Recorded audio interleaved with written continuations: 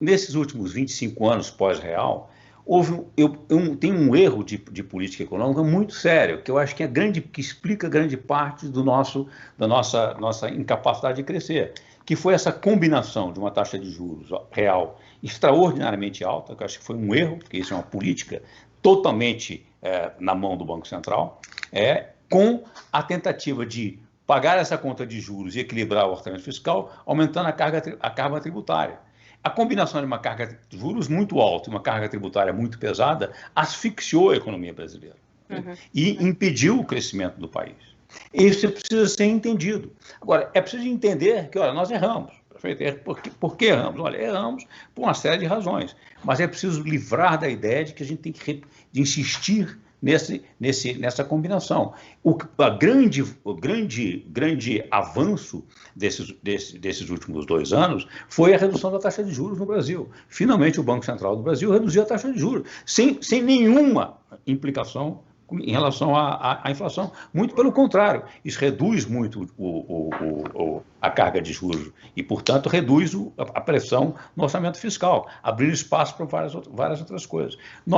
Isto foi um erro muito sério, que precisa ser revisto. O André, você coloca a ideia da agência, que uma agência de investimentos, não lembro exatamente o nome que você dá, seria mais eficiente no combate à questão fiscal, enfim, do que o Banco Central, do que a taxa de juros, enfim, porque essa agência, então, regularia esses investimentos. Porque esse é um ponto importante para colocar, né? Quer dizer, toda essa discussão que a gente está tendo aqui, a gente concorda. Eu, que não sou economista, Ciro e você, todo mundo aqui está de acordo que o país não pode, essas mudanças de pensamento não são para alimentar gastos irresponsáveis, enfim, de qualquer jeito, porque a ideia é que esse equilíbrio fiscal, e você colocou muito bem, Ciro, o mercado financeiro te vê como um terrorista fiscal, e você tem uma história fiscal, e o Ceará tem uma história fiscal, assim, impecável, né? Mauro Benevides, seu economista, tem uma história fiscal impecável.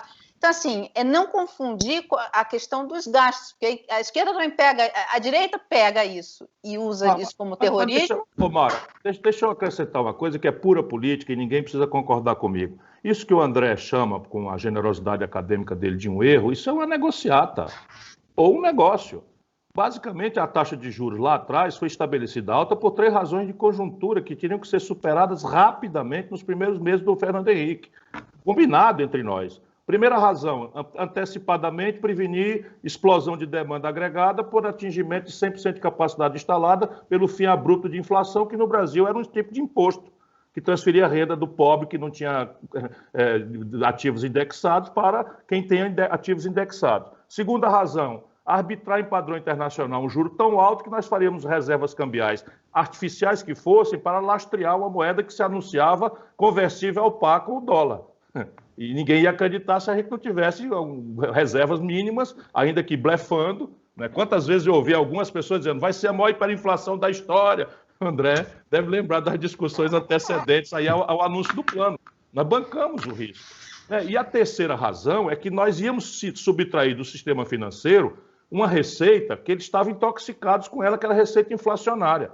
Qual era o efeito disso na quebra do sistema financeiro? Nós não tínhamos ideia. Então, nós íamos trocar em receita indexada por juro alto, na crença de que iríamos fazer uma travessia e o Fernando Henrique entraria, reconstituída a rigidez do sistema político brasileiro, destruído, não é, pelo impeachment do Collor, pela tragédia, pela inconfiabilidade que essa elite brasileira tinha com o Itamar, e com o novo Congresso Nacional, que também houvera sido desmoralizado pelo escândalo do orçamento, enfim. E o que aconteceu é que as pessoas se viciaram em juro alto. É verdade. E dominaram o poder real no Brasil. O Lula assinou a carta aos brasileiros, foi renovando esse compromisso. Vamos ter clareza disso. E se afirmam monopolistas da esquerda. Papo furado. Ou a gente refunda o Brasil em bases teóricas, generosamente discutidas com quem tem inteligência para isso, por isso o meu elogio repetido e sistemático ao André Lara Rezende, ou esse país está ferrado. Deixa eu dizer, eu acho que o Ciro tem toda a razão. A ideia dos juros altos, juros extraordinariamente altos, existem razões realmente mais do que justificadas para usarem por períodos muito curtos em circunstâncias excepcionais. Perfeito? E esta era a ideia no lançamento do real. Perfeito? Não tinha como, diante das incertezas e das desconfianças naturais, perfeito?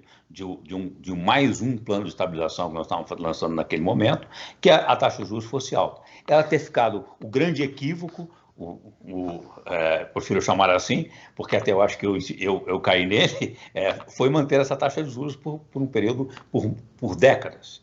Esse foi um grande equívoco.